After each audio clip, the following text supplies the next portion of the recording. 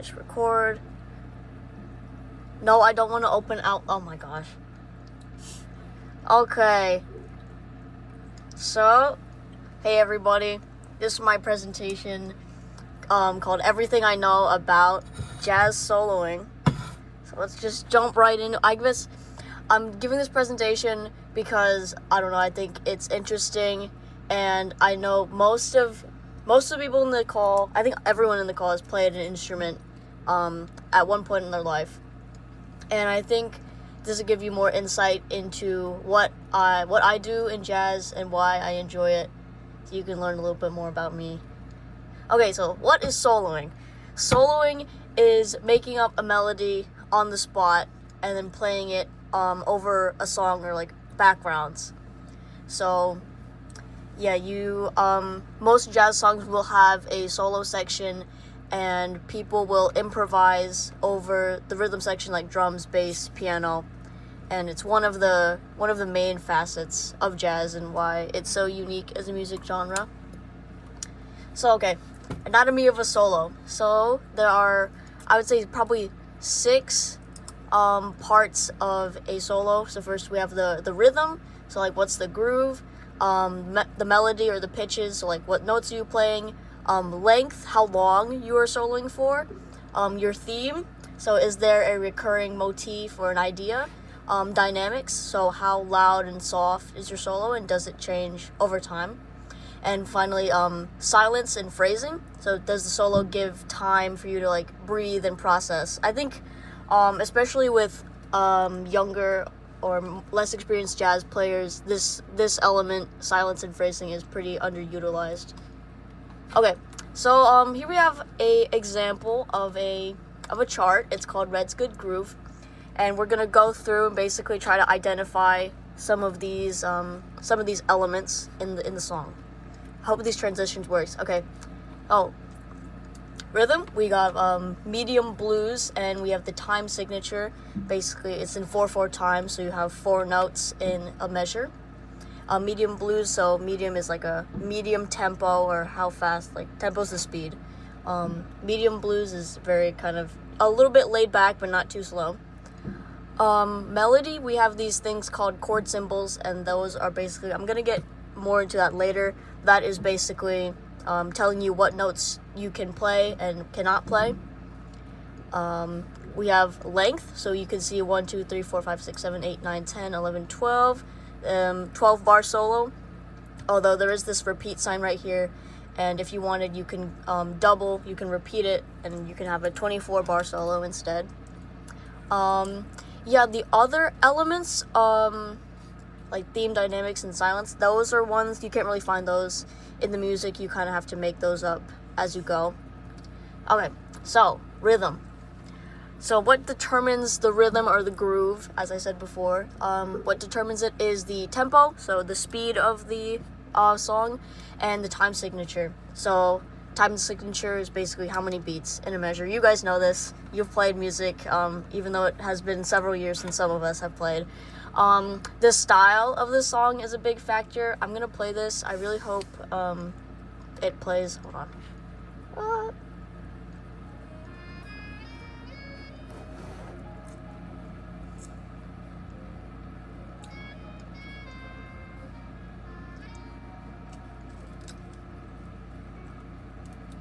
So yeah, that was In a Sentimental Mood. You can tell that song is a lot more laid back and slower in tempo, and by contrast, this one is a Latin chart and it's a lot faster.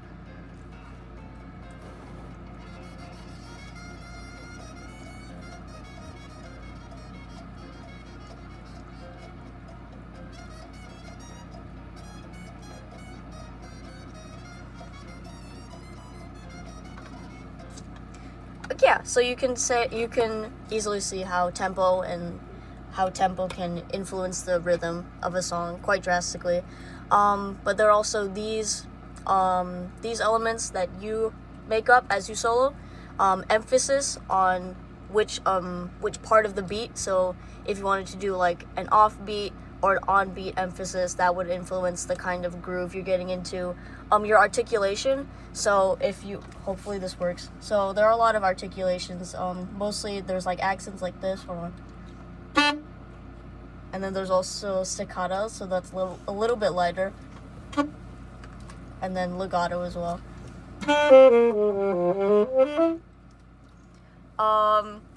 I don't know. If you guys couldn't hear that, you know, you've probably seen all those articulations before. You don't need me to tell you, but I hope it came through. Also, the length of notes influenced the rhythm quite a lot. In the first example, it was the notes were a little bit longer, and he's kind of like leaning into them. Meanwhile, in the crazy Cuban trumpet solo, he has a lot more notes, and they're a lot shorter. Okay, we're gonna play that. No. Okay, so one principle that I think is important about learning the solo is the rhythm is more important than notes. So if you just had 2 or 3 notes, you could make a decent solo if you just kept the rhythm. If you just kept the rhythm interesting and fun. Whereas if you have a lot of notes but you only have like one rhythm, it can get kind of boring. Okay, next up we got pitches. So when you're soloing, you're making up the melody, you're making up the pitches on the spot, but you can't just play any pitches, because what if it didn't fit with the song? Then your solo would sound bad. So there are some rules that we have to follow in order to make our solo fit in with the song, and those rules can be found in the music itself. So things called through the key and the scale. I'm like, what are you talking about? What key, scale, and what? I'm gonna get into it. Okay, so keys and scales. So key signature is the number of sharps and flats. It basically tells you which notes to play. So you can see in this C major, there's no sharps or flats, so you just play everything naturally. So.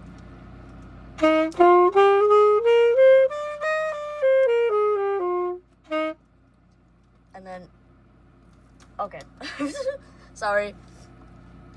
The F major, you would see this have a B. The B is B flat. So instead of playing normal B, you would play B flat. It's slightly different. And each key signature corresponds to a scale. So the scale is a pattern of notes that correspond to the key signature. You can see F major here, B flat, and you'll see that B flat carries over to the scales B, which becomes B flat.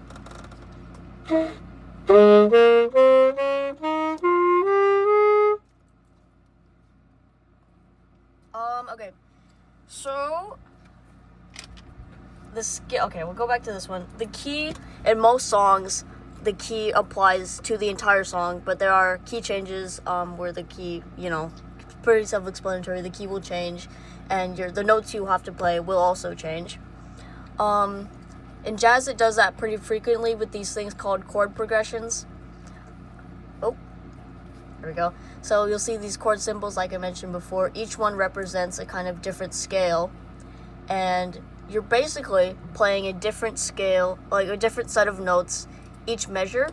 And if that sounds complicated, it can get complicated at times, but usually these scales will have a lot of overlapping notes, so you don't have to really think too much about it. When you're doing jazz band in high school and middle school, they'll usually, when you get to a solo section, the teacher will give you a scale that works with all the chord changes, so you don't have to worry too much about playing different notes. There are a lot of different forms of scales. So we got if you remember from last, you have the F major key, so these ones, F major, we also have F minor, so they have a few more flats. Let me see if I can play this one.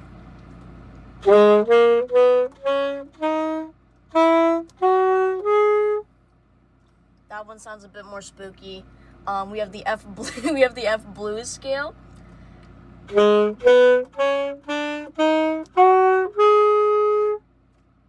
That one's a more more bluesy, earthy feel. We have the F major pentatonic scale, and it's called that because there's only 5 notes in the scale.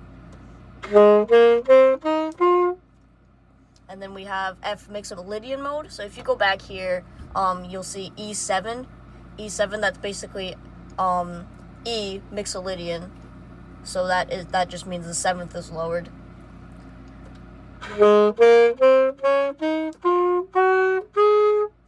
As opposed to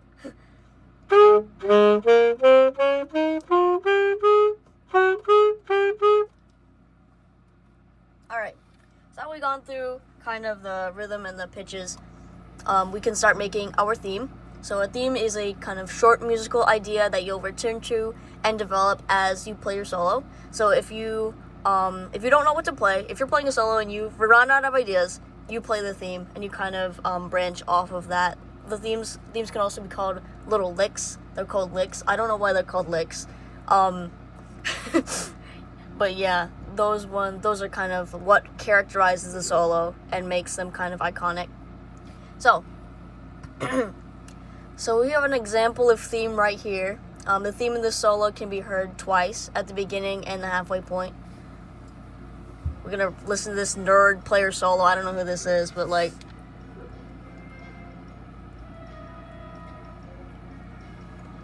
oh my god, it's us.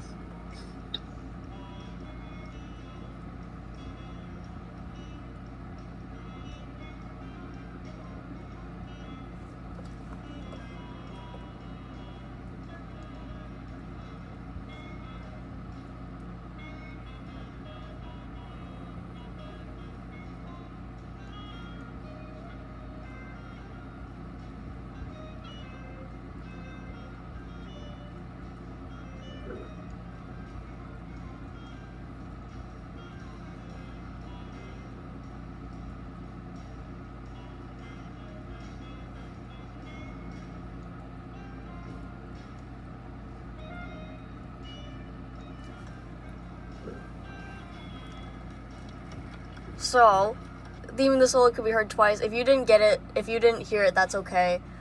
Basically, I played a phrase at the beginning once, and then I played at the halfway point just the same phrase but in a different octave.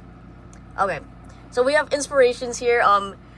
What I like to say, or a lot of people like to say, is the best artists steal. So we're gonna listen to this song called "Just a Man" by Jorge Rivera Herranz. Pay attention to the melody.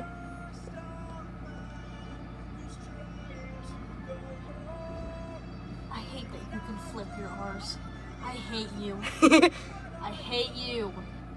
So I hate that I sound like a white girl when I speak. So you sound like da da da da, and then you go here to this freaking nerd solo. I still don't know who this is. I don't know who she thinks she is, but my bad. I was talking. So you guys heard that da da da da.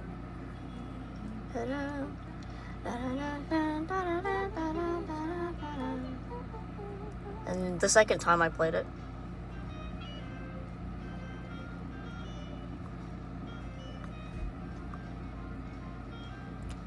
So yeah, I kind of modified it a little bit. I kind of modified the rhythm, but the notes are the same. And that themes are really important because they bring structure to your solo. Like if you don't have like a repeating theme, then it's just like a collection of notes, and it there's no really character to it. So having a theme, making a theme is quite important.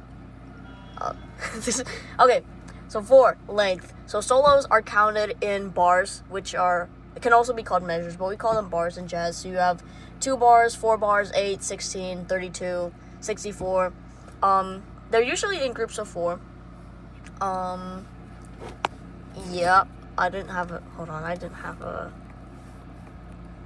have a freaking, I ran out of motivation for this slide. It's really just, yeah, the solos are counted in bars, and basically you want to build your dynamics around how long your solo is.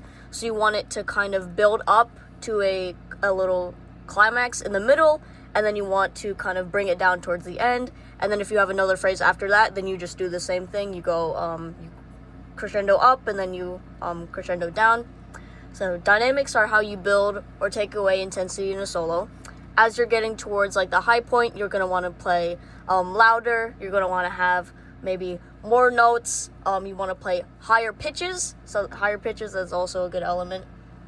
And as you're kind of winding down, you'll want to slow down your notes, play fewer of them, play them longer, and play lower notes as well. Okay, silence and pauses. Phrasing. They all kind of tie into each other. Phrasing. So I said before that most solos are in phrases, like groups of 4. You can do like a 4-bar phrase. So like a sentence. A phrase is basically like a sentence. You want to solo like you're speaking to someone. So like I wouldn't, if you're listening to me talk, you wouldn't just want to hear me just go on and on and on and on without stopping, because then that's just like, oh my gosh, what are you doing? You want to hear like me take some pauses. Maybe not like that, because that's kind of awkward. You want to take pauses, space to breathe, really, because a lot of jazz players play wind instruments, so they have to breathe. So phrasing is also a good way to make sure you're getting in enough air to continue to the next phrase. Okay, so I don't know if this is gonna work because the mic is kind of doo-doo, but it's okay because I'll record it. So we're gonna test it out. We have some spinning wheels. We have the key, and we have a style. So I'm gonna spin the wheel, and we're gonna get a key and a style, and I'm gonna search up backgrounds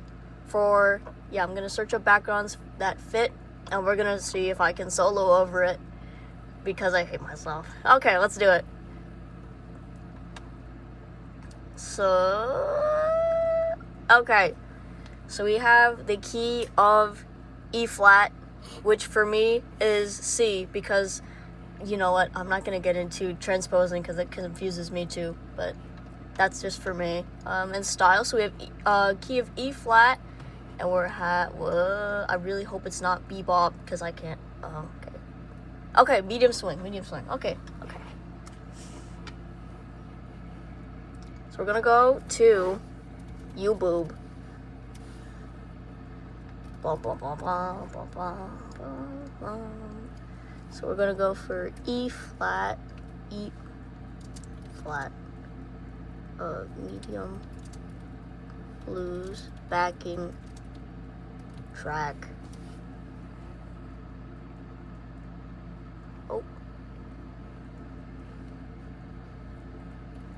Okay.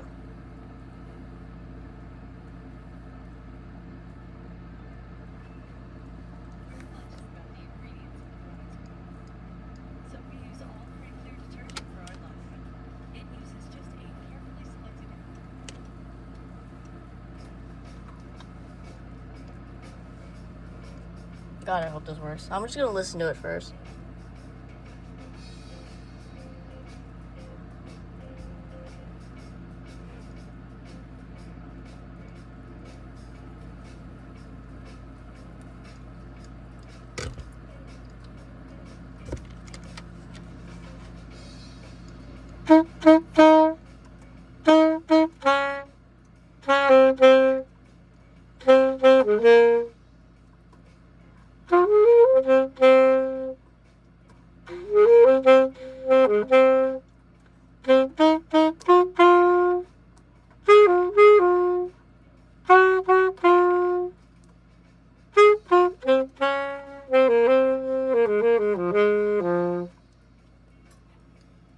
Okay.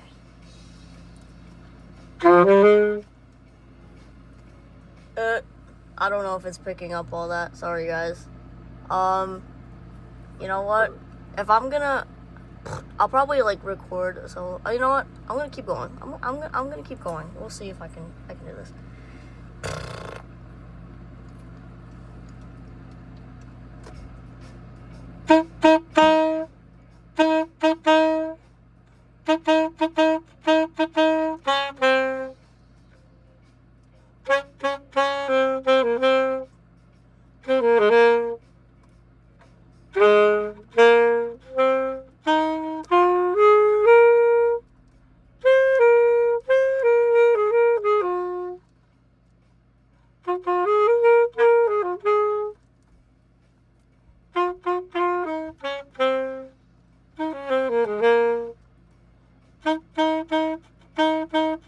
Yeah,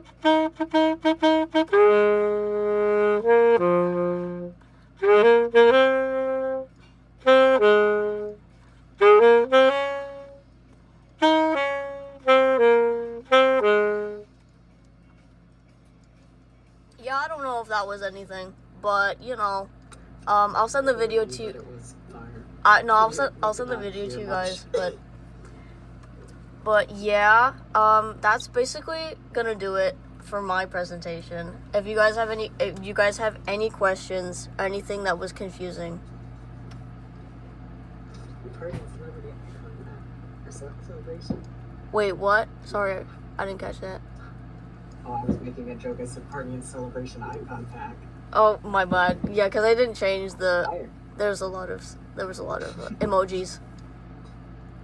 Oh yeah, so that's gonna do it for mine. The video because the sax part did not come through. Yeah, I wish I had time to test it, but I didn't have time. Good heavens, wait, icon. Yeah, so it's your turn now.